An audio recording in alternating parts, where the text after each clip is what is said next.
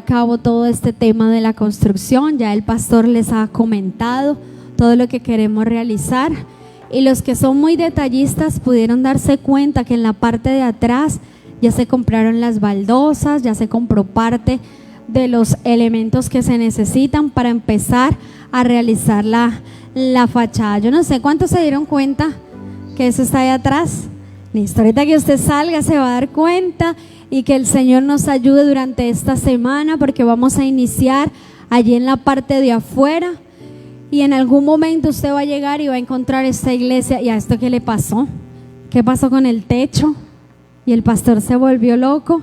No, el pastor no se volvió loco. El pastor está direccionado por una orden que el Señor le dio. Amén, amén, amén. Entonces no piensen que es locura, no, el Señor habló que este lugar es epicentro de su gloria. Y aunque hoy somos poquitos, creemos que el Señor va a seguir aumentando y va a seguir añadiendo a su pueblo a todo aquel que ha de ser salvo. Entonces usted no mire hacia atrás, no mire hacia un lado quién faltó, usted mire hacia la meta. Usted no mire, pero es que esta iglesia pequeña, pero es que a veces vienen, pero es que a veces no, pero es que a veces está llena, a veces no. ¿Saben? El Señor lo trajo a usted en este lugar con un propósito, y hasta que ese propósito no sea cumplido, el Señor no lo va a soltar, ni a usted ni a su familia.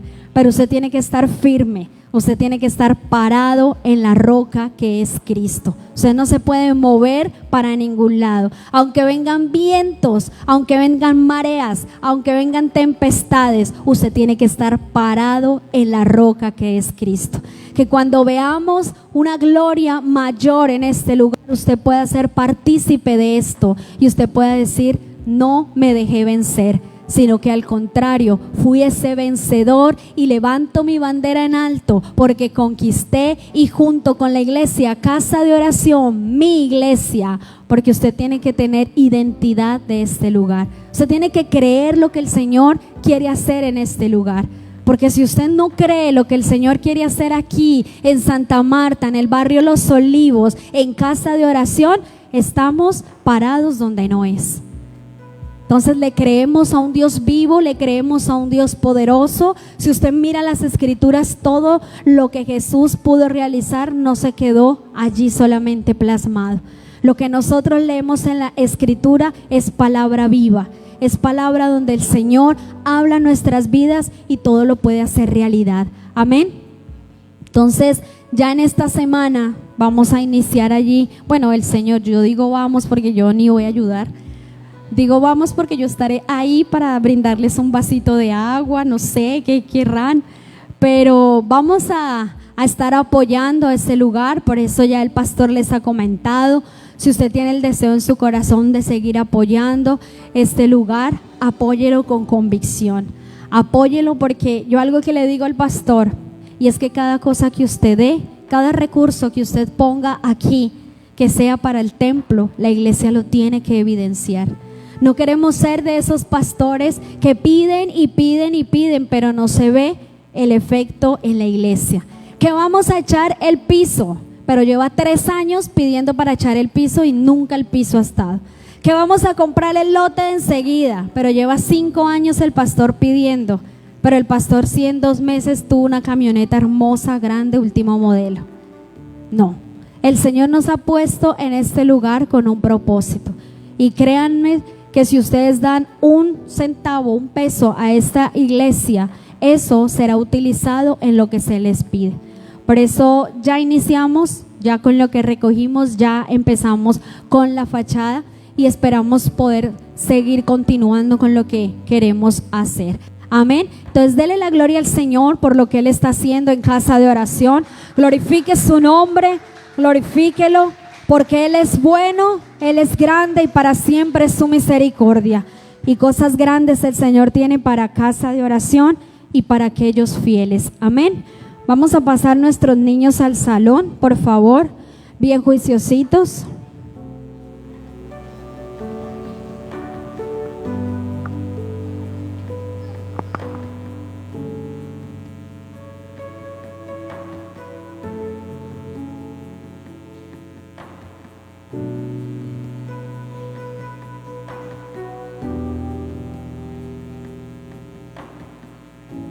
Gloria a Dios. Buenos días. Dios les bendiga. Que Dios les continúe bendiciendo grande y poderosamente. Amén. Qué bueno, hermano, que usted y yo podamos estar aquí en la casa de Dios, poder disfrutar, entender este maravilloso privilegio, porque es un privilegio, hermano, que ha cambiado pues aún nuestra mentalidad, ¿no?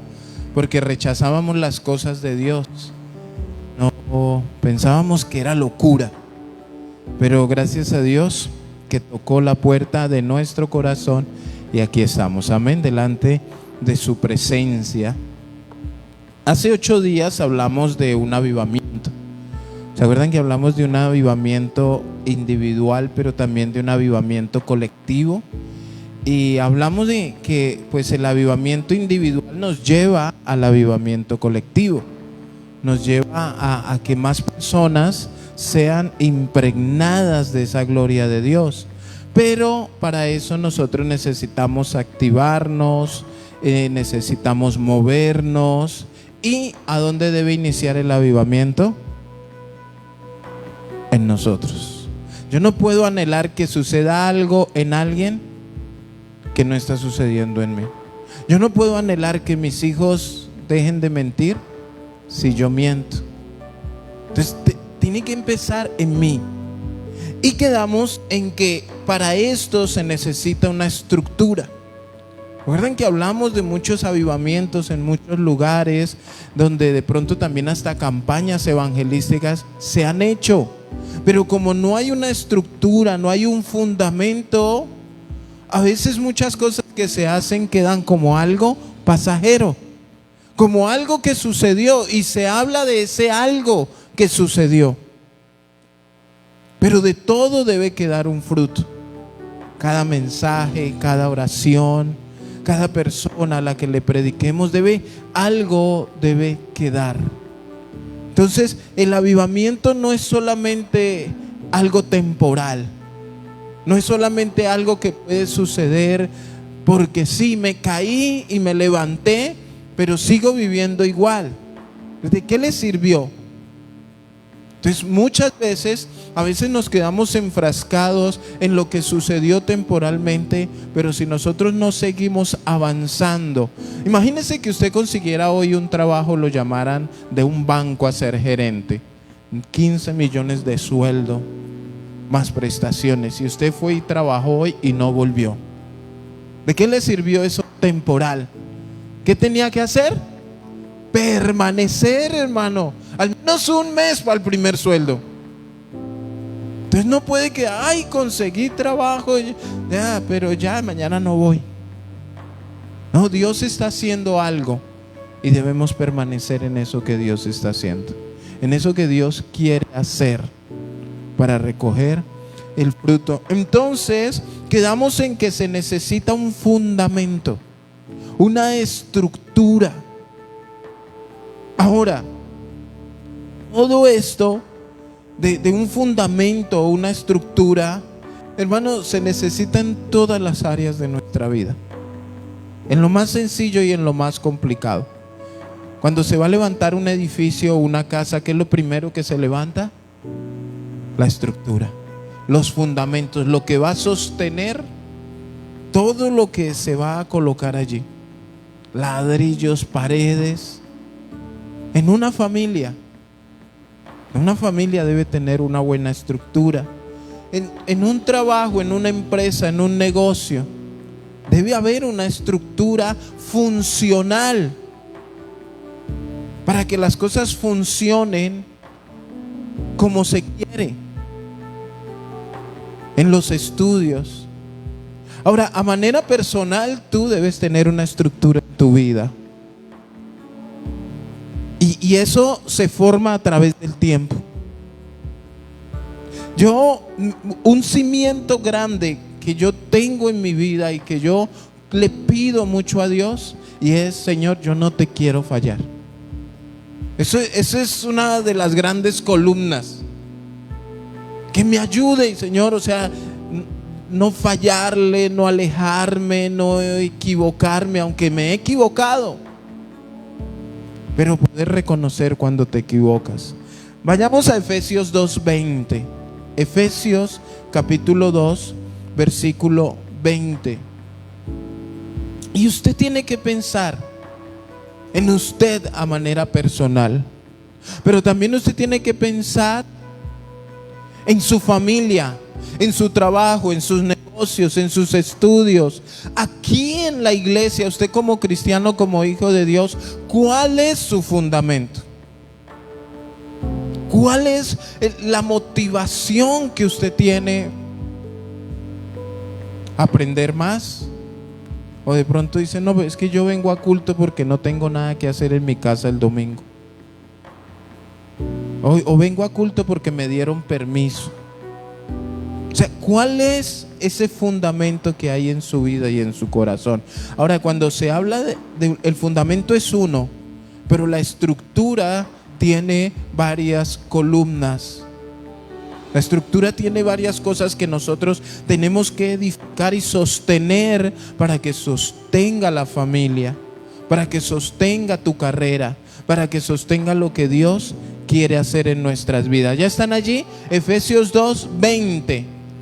Edificados sobre el fundamento de los apóstoles y profetas, edificados sobre el fundamento de los apóstoles y profetas, siendo la principal piedra del ángulo, ¿quién?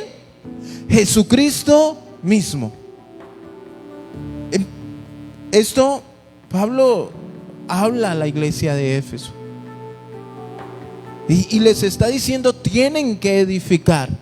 Ahora, cuando se habla de edificar, se habla de un trabajo, y se habla de un trabajo en equipo, de algo que no puede hacer uno solo.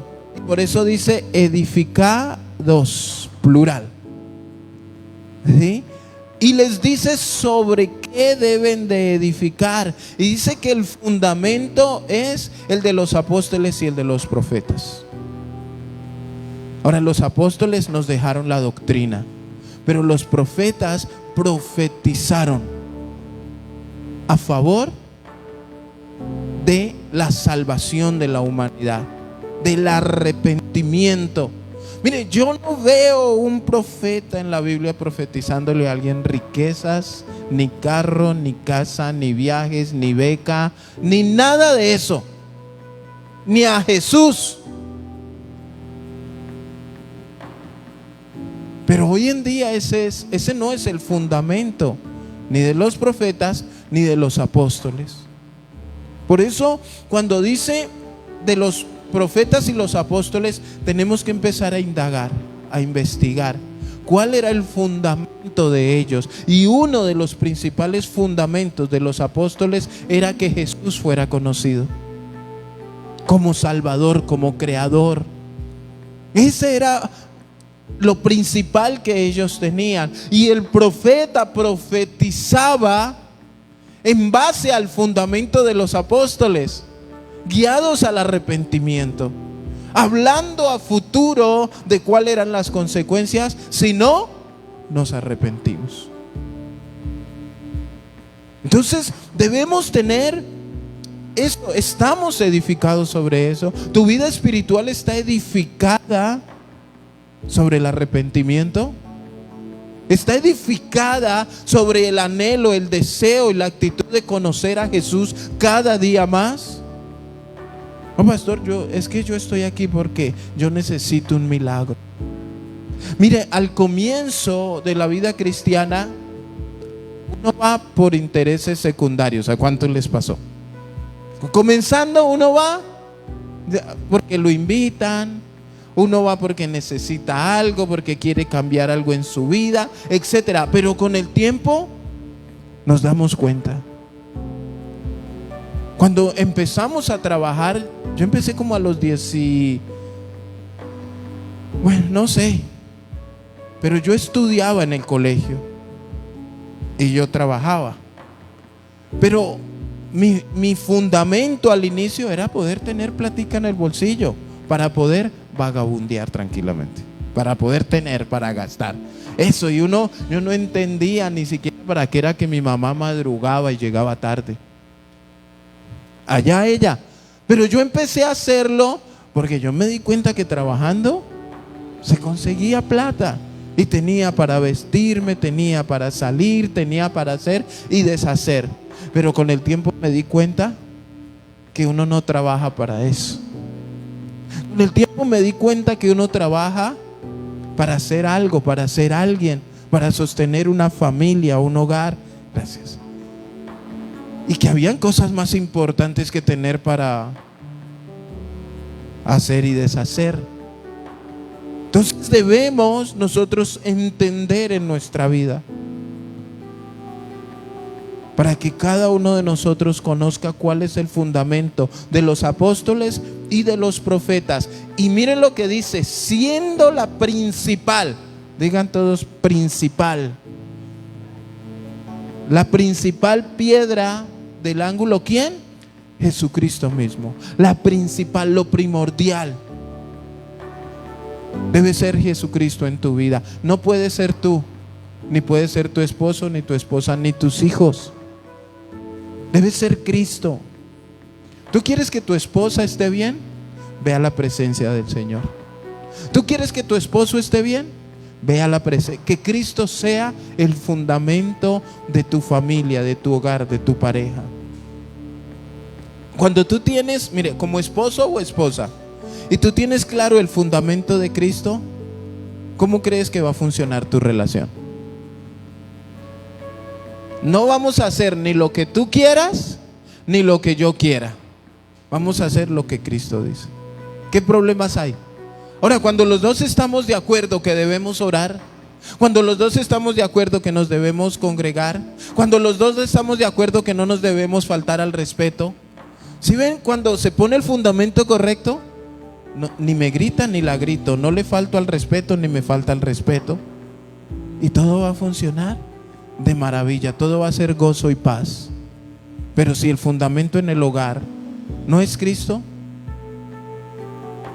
el fundamento en mi trabajo, claro, debe ser cumplir, pero ¿cómo yo como cristiano, hermanos, dejo el nombre de Cristo en alto en un empleo, en una universidad?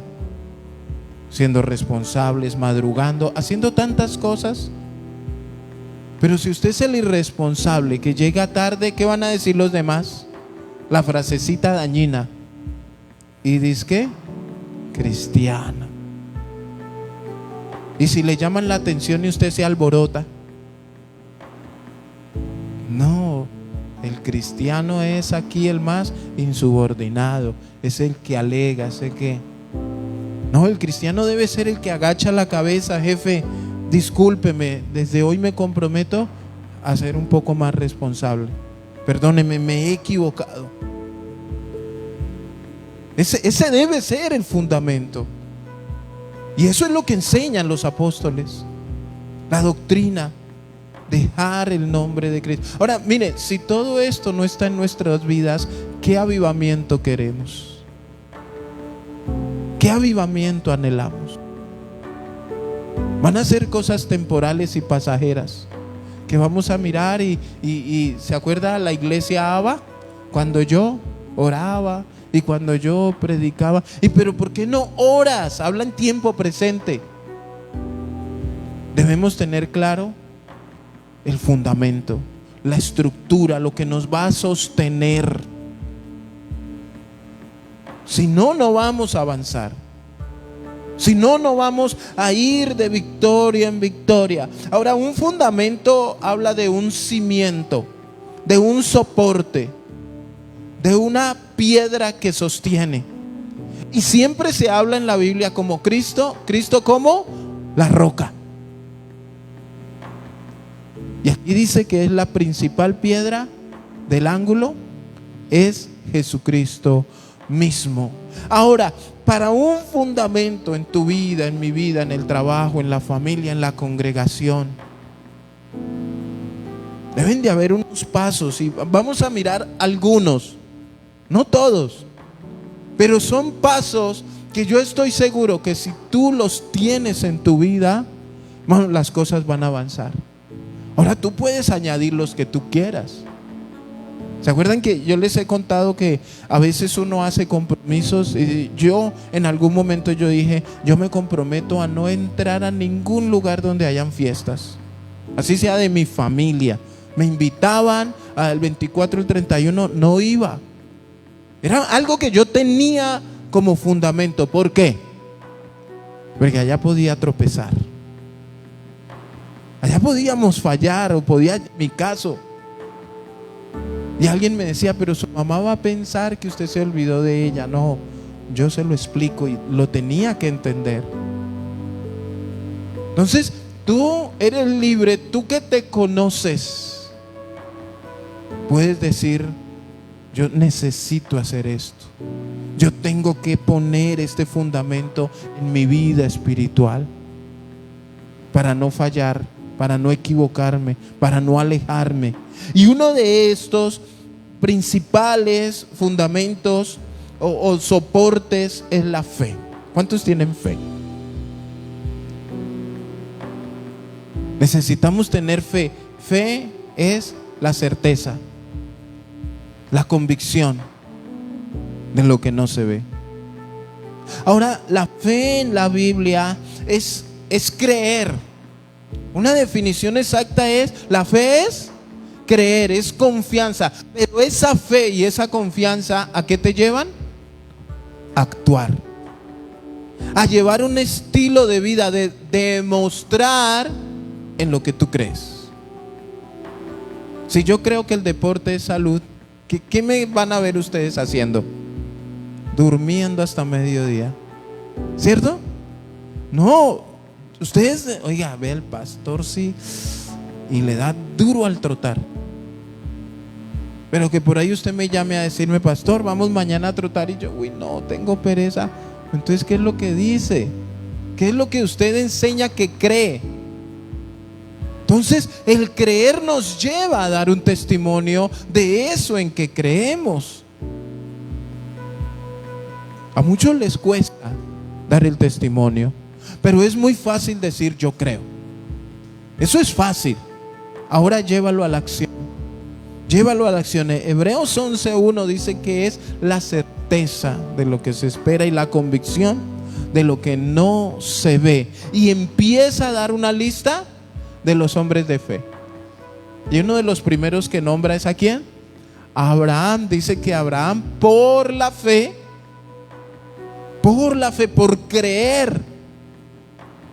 Abraham es el padre de la fe, no porque se sentó y dijo yo creo, sino porque él le obedeció a Dios, por cómo llevó su estilo de vida para que fuera agradable a Dios.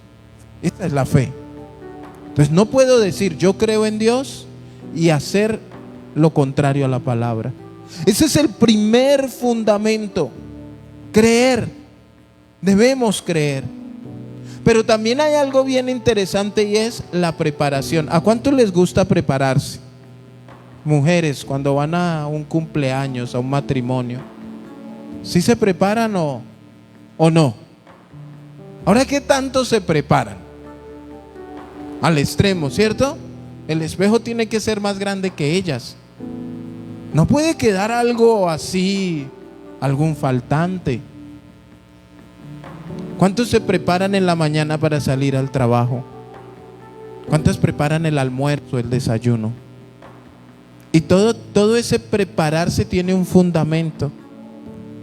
Ahora, cuando usted se prepara, las mujeres para de pronto maquillarse, los que salen a trabajar, los que manejan un carro, las que cocinan o los que cocinan, yo le hago una pregunta: ¿usted nació aprendido o tuvo que aprender primero? Todos tuvimos que aprender, amén. Todos tuvimos una preparación. Jesús mismo tuvo que aprender, Jesús mismo tuvo que prepararse. Lucas 2:46. Lucas capítulo 2 versículo 46. A veces, hermanos, hay personas que uno les dice, hermano, pero tiene que estudiar, pero tiene que prepararse, pero tiene que hacer el discipulado. Tiene que, o sea, tantas cosas y no lo ven necesario, pero escúcheme bien. Ahí ya viene la falta de sujeción, ahí ya viene el altivez y el orgullo. Pero ¿cómo dirigir tú algo o a alguien en lo cual tú no tienes conocimiento? Pregunta, ¿ustedes creen que Jesús nació aprendido? ¿Qué creen ustedes? Es Jesús. ¿Qué creen? ¿Que nació aprendido?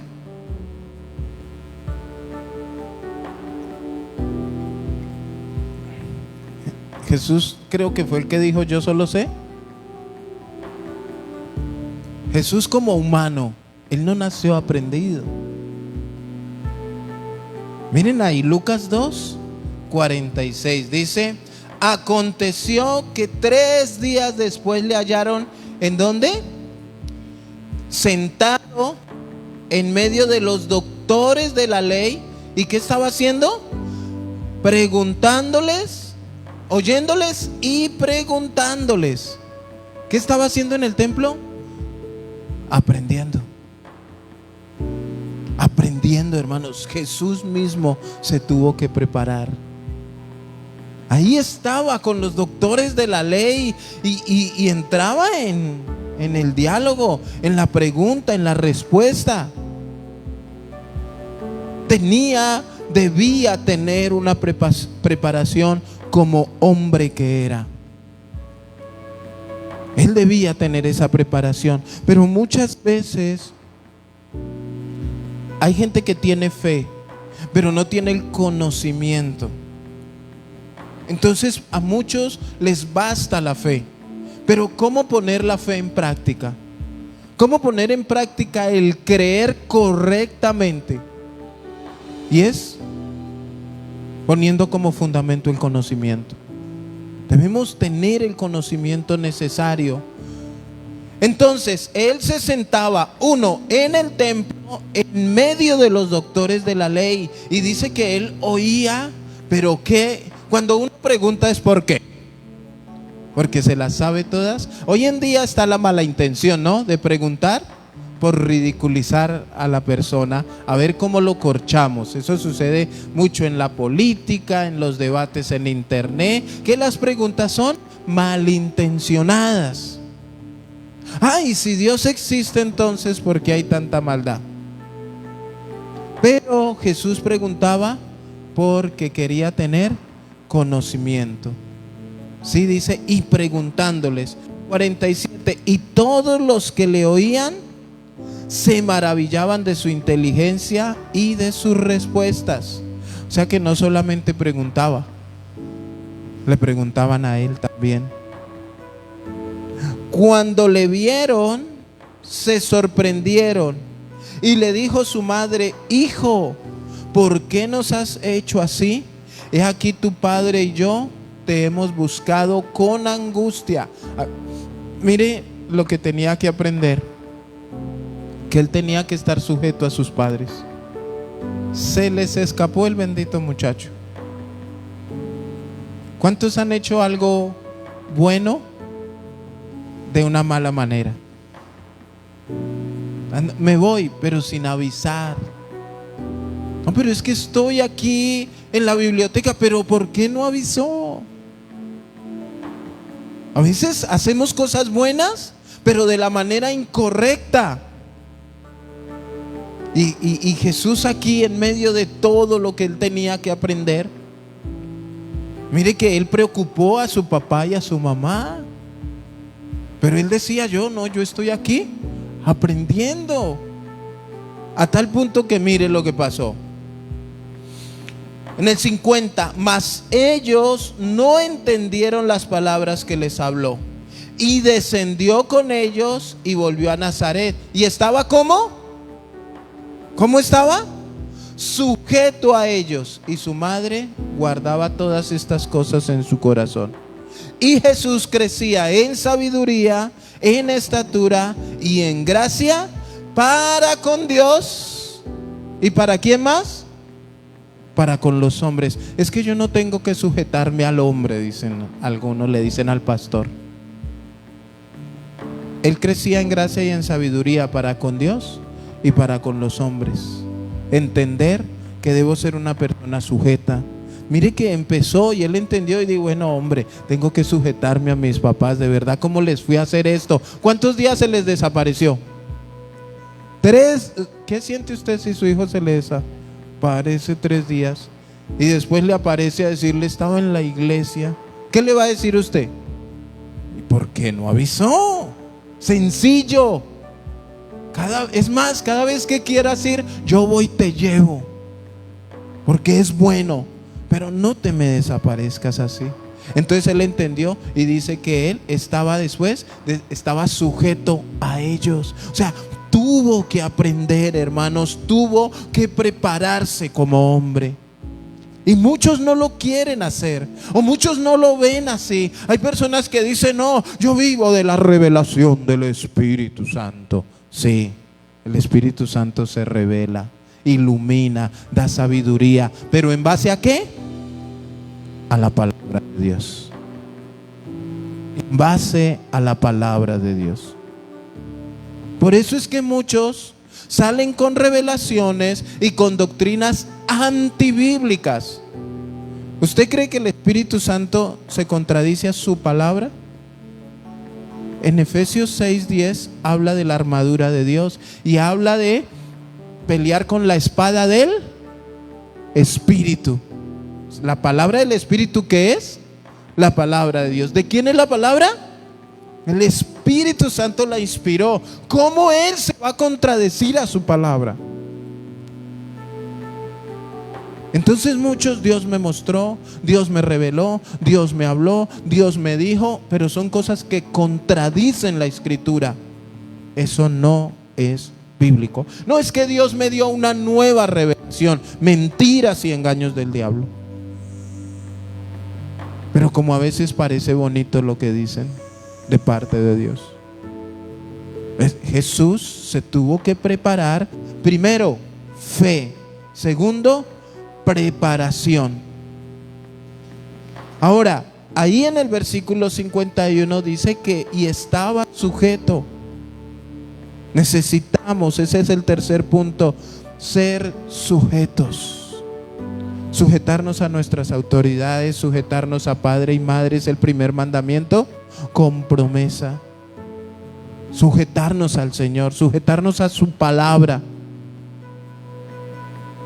Eso trae bendición.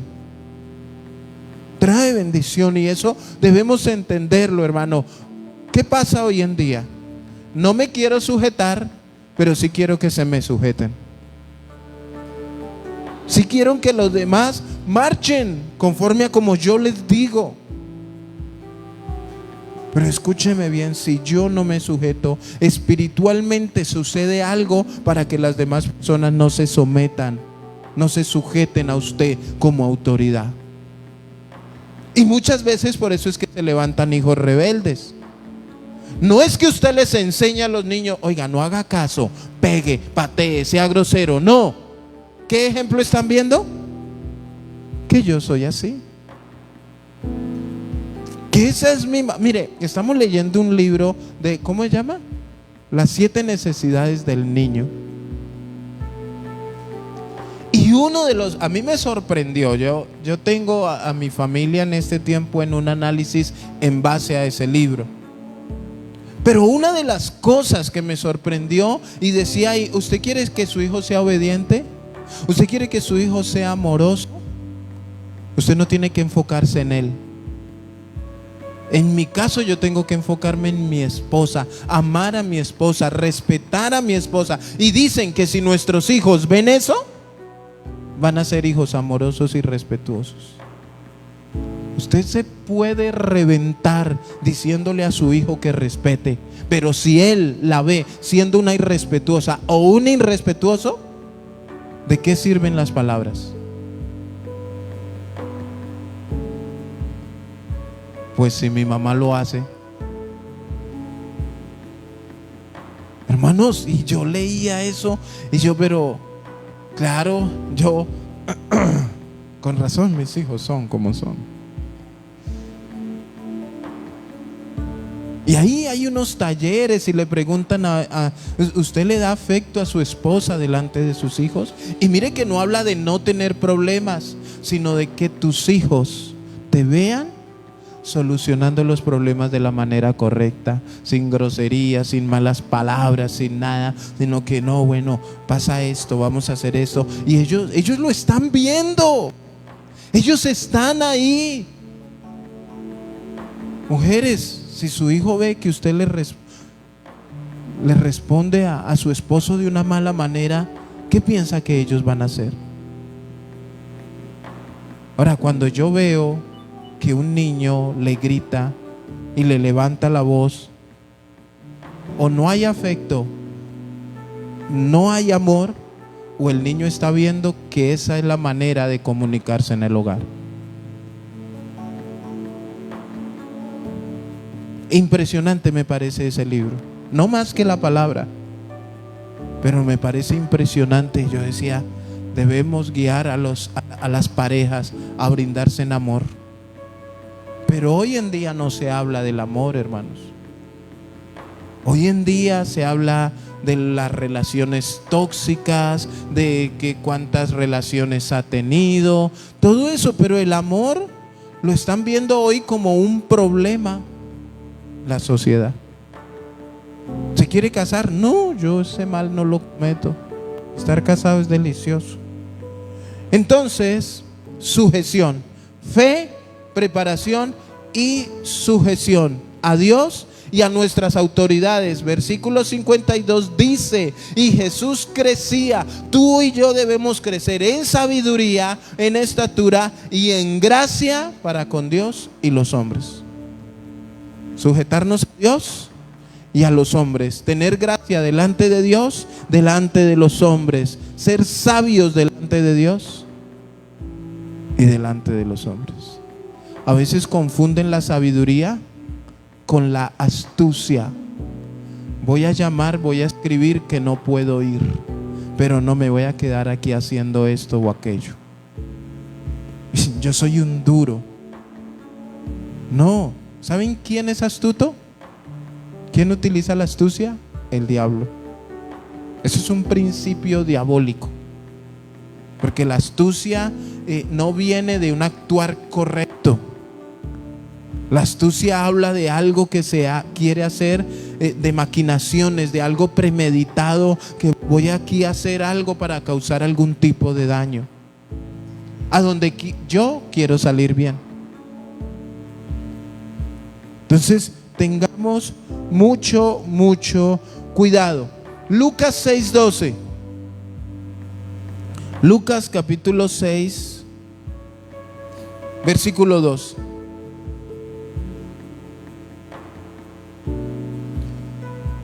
Ahí más adelantico.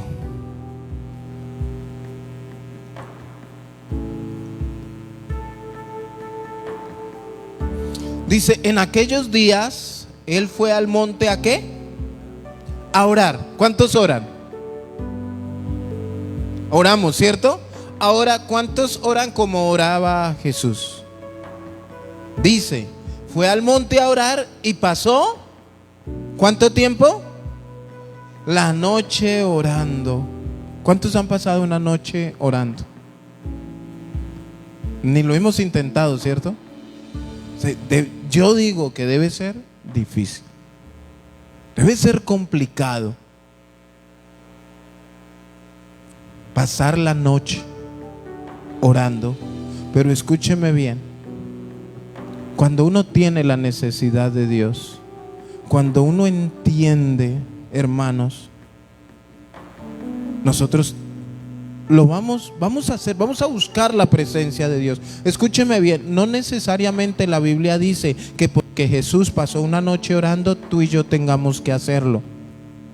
No, pero la Biblia habla de orar sin cesar, de orar en todo tiempo, de entrar en nuestro cuarto, cerrar la puerta y orar a nuestro Padre que está en el secreto. No dice cuánto tiempo, dice cuánto tiempo lo hizo Jesús. Pero a nosotros no nos dice, mire, como doctrina, no nos dice tienen que orar toda la noche. Entonces, la otra base, el otro fundamento es la comunión con Dios. Nuestra intimidad. Fe, creemos. Segundo, nos capacitamos, nos preparamos. Tercero es la sujeción. Y el cuarto es la comunión con Dios. Nuestra intimidad con Dios. Escúcheme. No estoy hablando del tiempo de la oración a las 9 ni a las 4. No estoy hablando del tiempo de oración aquí en la congregación. Estoy hablando del tiempo que usted pasa en intimidad con el Señor. Yo les he explicado, no es lo mismo el tiempo que yo paso con mi esposa ahorita después del servicio, le digo vámonos al centro comercial y yo allá por mucho le puedo coger la mano o abrazarla, pero en intimidad, ¿es o no es diferente? Es diferente. Es diferente en intimidad con el Señor. Y no se ora igual en intimidad que en público. No es la misma oración. En público uno ora. Mira, hermanos, a veces la mentalidad de orar en público es descrestar a los hermanos que están escuchando, no de rendirle una oración a Dios. ¿Cuántos han orado en voz alta? Solos. Ayer estuvimos en la bahía orando y eso me inquietaba. No, Señor, nuestro país, los jóvenes, la ciudad. Y uno levanta la voz. Y yo decía, ¿y si yo estuviera solo? O sea, a ese devocional que convocamos, que hubiera llegado yo solo, ¿será que yo hubiera levantado la voz? ¿Será que yo hubiera empezado? Señor, pues no vino nadie, pero aquí estoy, Padre. O de pronto yo por allá calladito, más aburrido, Señor, pero ¿qué pasó? ¿Sí ven que la intención cambia? La intención cambia y el secreto con el Señor, hermanos, es una de las bases, de los fundamentos más maravillosos. En la oración tú y yo le demostramos que creemos en Él. En oración tú y yo le derramamos nuestro corazón. Presentamos nuestras debilidades, nuestras fortalezas. Pedimos por un milagro. Nos sinceramos. En una debilidad que yo tenga, escúcheme bien, yo no la voy a divulgar aquí en público en la oración. En cambio, si yo estoy solo, Dios y yo, ¿qué voy a hacer? Señor, tú sabes esto que pasa por mi mente con fulanita. Ayúdame. Dame la fortaleza, sácamela de la cabeza. Estoy poniendo un ejemplo. Si de pronto se van de aquí, ay, pastor, ¿quién será fulanita? Hay que averiguarle. Pastor, vamos a orar. Y de pronto mañana en la oración, pastor, estamos orando por fulanita. No. Pero yo aquí en público yo no lo voy a hacer. A veces, por eso cuando Jesús exhorta a los fariseos, les dice, aman el orar en las plazas, ¿para qué? Para ser oídos por las personas. Ahora es cuando mi intención es que las personas me oigan, ¿qué oración cree usted que yo voy a hacer? ¡Wow, Señor, desciende, bendice! Difícilmente yo voy a decir, Señor, guíalos al arrepentimiento, porque ahí mismo todos. Entonces la intimidad es fundamental. Ahora, miren algo impresionante. En aquellos días él fue al monte a orar y pasó la noche orando a Dios. ¿A quién oramos? A Dios. ¿Para quién oraban los fariseos? Para sí mismos. Señor, yo no soy como este. Se comparan. Para mí es triste cuando uno va a hablar con alguien, pastor, pero yo hago. No, yo no te estoy hablando de lo que haces, te estoy hablando de lo que te falta hacer. Dios habla. Pablo dijo, prosigo a la meta. Estaba enfocado en lo que le faltaba, no en lo que ya había hecho. Los deportistas se basan en lo que viene, no en lo que ya ganaron o perdieron. ¿Usted cree que un futbolista perdí el partido de hoy, qué será de mi vida de aquí en adelante? No. Usted los entrevista y ellos dicen, bueno, perdimos, sí, y dicen sus cosas, pero dice, vamos a enfocarnos en lo que viene. Hermanos, él pasó la noche orando a Dios. A Dios. No oraba para él. No pensaba en él. Él le daba la gloria al Padre. Lo exaltaba, lo glorificaba.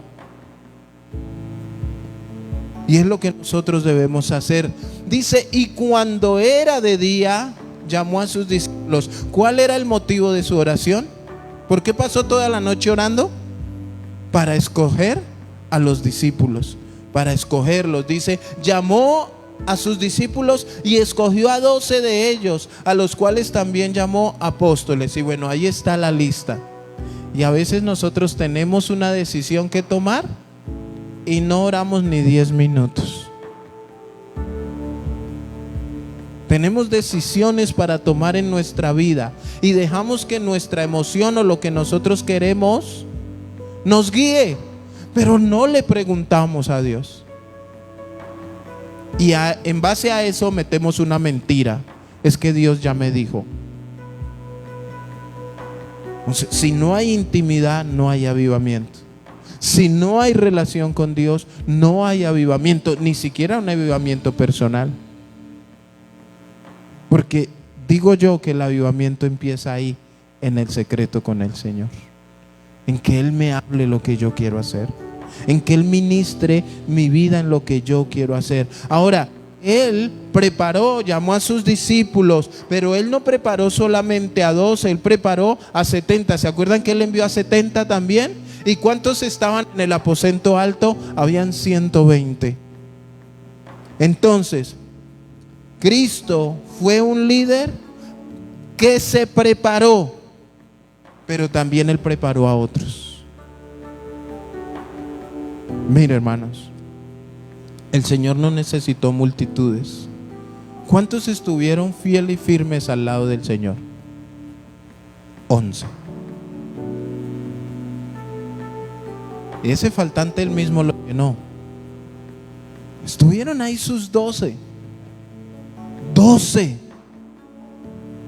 Ay, es que las multitudes, mire hermano, si de esos 12 cada uno cumple con lo que le corresponde. Ayer después del devocional nos fuimos a desayunar, a tomar juguito con arepa y huevo, ahí en el mercado, al frente del mercado. ¿Cómo se llamaba el negocio, Yane? La Industrial. La Industrial, un negocio en la calle. La Industrial. Y Yane me dijo y yo no lo entendí. Yo, la Industrial. ¿No era que el negocio funciona como una industria? Tiene sus fundamentos puestos, escúcheme bien, como negocio. Una cosa ordenada, maravillosa. Y yo los miraba y teníamos una comparación, porque más allá había otro puesto donde creo que se arrimaban las moscas. Un desorden impresionante. ¿A cómo son? Y eso todo el mundo le quería hablar, le quería contestar. El muchacho que nos empezó a atender, muy amable y todo eso, y apareció otro que lo quitó y le dijo permiso y no sé qué, y me dio mucha rabia. No había un orden, no había una estructura, no había una preparación, no había nada. Todos querían hacer de todo. Mire, es tan feo cuando se quiere titular en algo.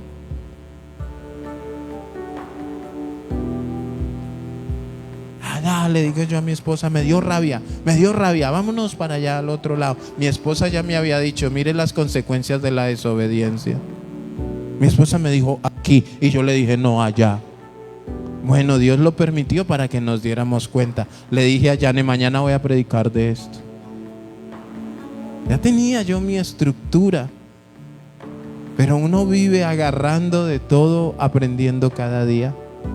Y llegamos allí y entonces había aquí un hombre que se encargaba de los jugos. Echarle agua, alistarlos, servirlos. No se metía en nada más. Enseguida había una señora, cogía la masa, espichaba y hacía sus arepas, sus empanadas, les ponía el relleno. Había otro fritando y después de donde fritaban había otro muchacho también haciendo sus arepas también. Y más allá estaba el cajero, muy costeño él con su, ¿cómo se llama? Su mochila, y a él tocaba pagarle, y había una muchacha también que ella se encargaba de cobrar y tener factura y todo el orden de lo que iban pidiendo. Y al final entendí por qué el nombre de la industrial.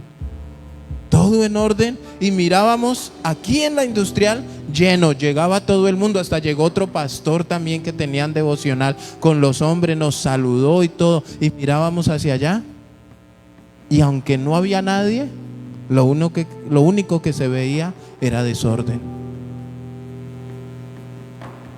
Hermanos, necesitamos una estructura en todas las áreas de nuestras vidas. Necesitamos nosotros poner esos cimientos que nos guíen a tener orden en la vida, en el hogar, hermanos, hasta para descansar. ¿Cuántos tienen, mire, cosas tan sencillas? ¿Cuántos lavan ropa? ¿Y tenemos una estructura? Uno sabe que la ropa que mancha, uno sabe que tiene que voltearla al revés, uno sabe que tiene que revisarle los bolsillos.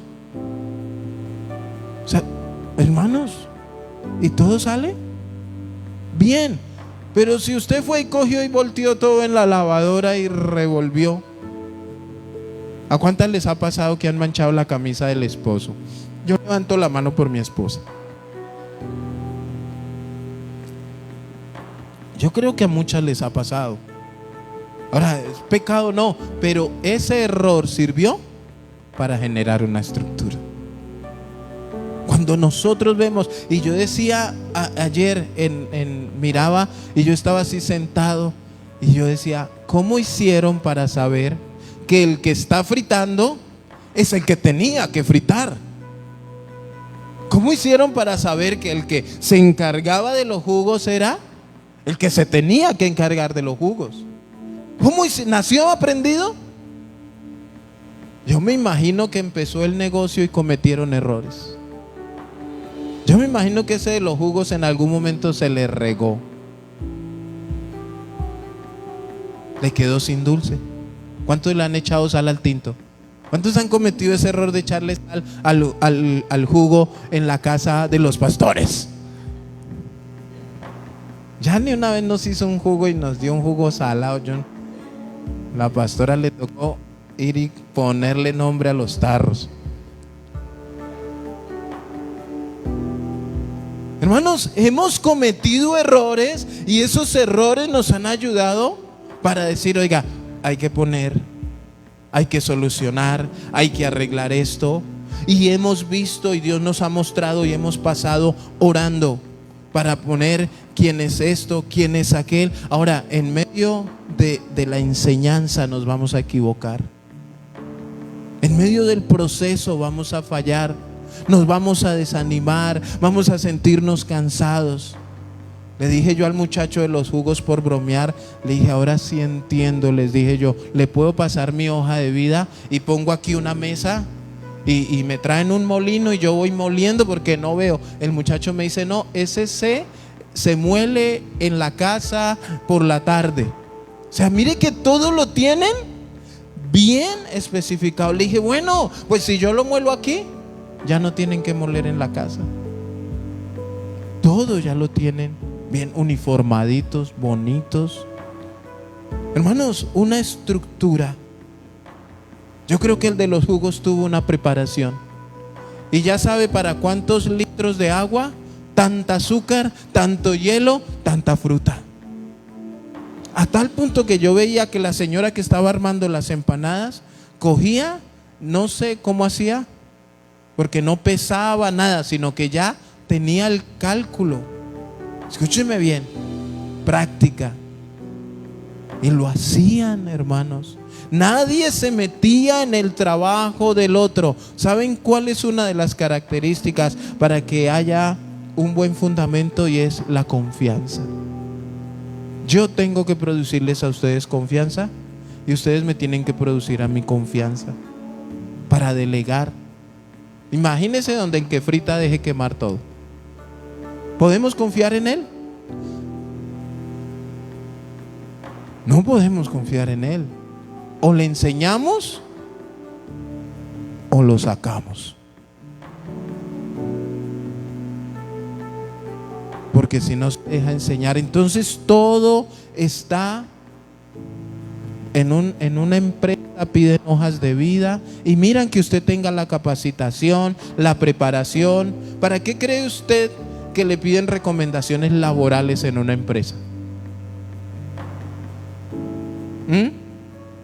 Para llamar a ver usted cómo se comporta, a ver si usted fue una persona sujeta, responsable, y cuál fue el motivo de su renuncia. Porque si llaman a esa empresa y dicen, hágame un favor, Yaneidi Quintero, ¿usted la conoce? Sí, ella trabajó aquí, es que tuvimos que despedirla por peleonera. Ah, bueno, gracias. No me llame, nosotros lo llamamos. Pero si contestan y dicen, no, fue un gran elemento, nos dolió que se hubiera ido, llegaba temprano, le enseñó, no, ella era cristiana y oraba por nosotros. Un buen elemento. Si es que nos pasó su hoja de vida y queríamos, contrátela y dígale que saludes. Excelente, ¿no? Necesitan tener una persona preparada. No, ella no sabe nada. Ella no sabe ni obedecer. Porque a veces cuando uno sabe obedecer, ese es un gran principio. ¿Cuántos saben obedecer? ¿Y usted qué sabe hacer? Caso.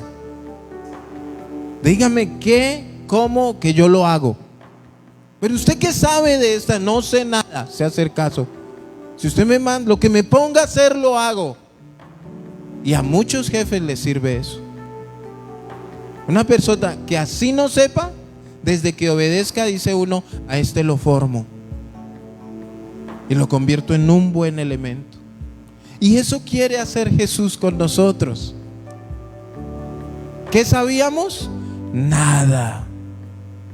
El Señor nos está formando, el Señor nos está llevando por el camino, nos está preparando, está colocando fe en nosotros, nos pide que seamos personas sujetas y que tengamos una relación con Él. Pero hay una particularidad en la intimidad, en la relación con el Señor. Y es que la relación con Dios no puede menguar, tiene que aumentar, tiene que mejorar constantemente. Nuestra relación tiene que ir mejorando cada día.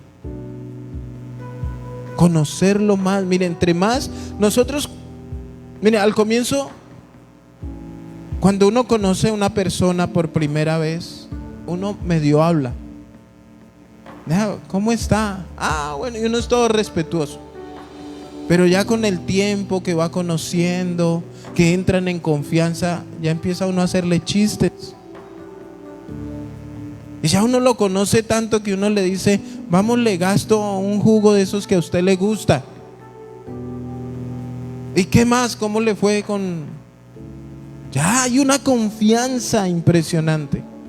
Pero la relación tiene que ir mejorando. Mejorando cada día, mejorando en cada momento. Y anhelar estar en su presencia. Entonces debe haber una estructura y un fundamento, hermanos, en todas las áreas de nuestra vida. Amén. Colóquese sobre sus pies.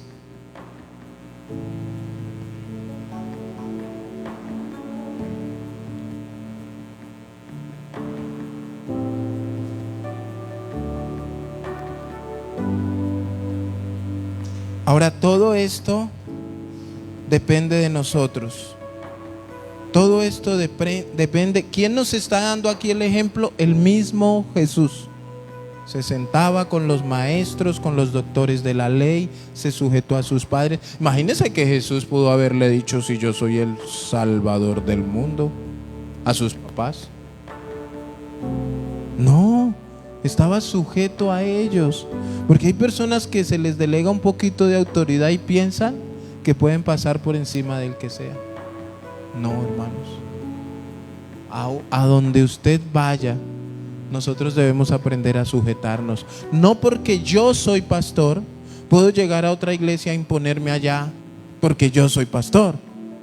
No, yo llego y estoy bajo sujeción del que es pastor en ese lugar.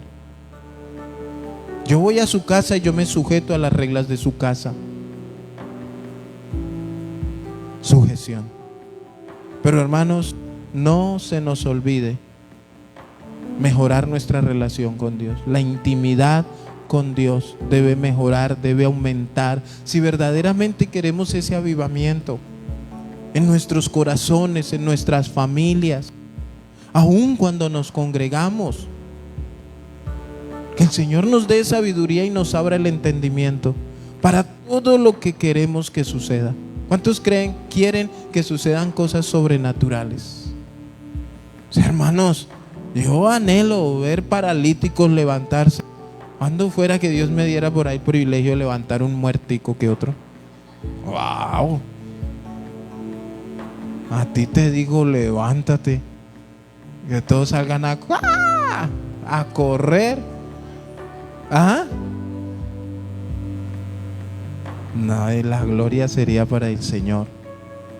Pero todos queremos, pero bueno, no tenemos de pronto esa oportunidad. Pero ¿cómo está tu vida con Dios? En lo más simple y en lo más sencillo, ¿cómo está nuestra vida con Dios? De pronto no levantamos un paralítico, pero al menos oramos, al menos somos obedientes, al menos estamos aprendiendo de su palabra, nos estamos sujetando, tenemos fe.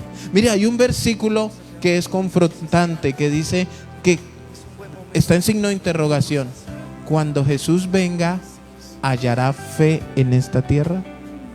¿Ustedes qué creen? ¿Hallará fe en esta tierra? Escúchenme bien, y si lo pregunta la palabra, es por algo. Es de estudiar el versículo. ¿Hallará fe en esta tierra? Cierre sus ojos, por favor. Piense un momento en la estructura que usted puede tener en su familia, en su vida.